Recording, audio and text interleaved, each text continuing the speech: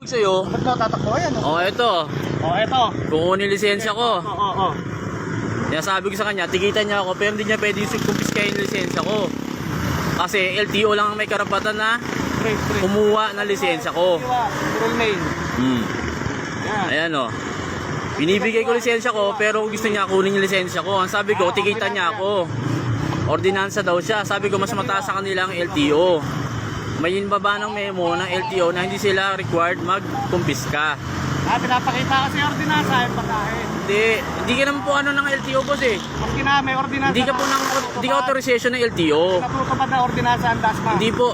LTO po mas mataas sa inyo. Hindi po kayo. Hindi po kayo mataas. Mas mataas po sa inyo ang LTO. Ika-parol. Pwedeng tikitan nyo ako, pwede nyo pwedeng confiscated yung ano ko, lisensya ko. May ano kami rito, ordinansa kami. LTO boss ang ano boss. LTO boss ang mataas sa inyo boss. Sila nagsabi sa inyo, sila nagsabi. May LTO pero may ordinansa ang pinatutupad. Hindi po, maraming lugar pong ganun po sistema po. Ay, hindi. Ganun dito sa DASMA. Hindi po. Ika, Borol, ika.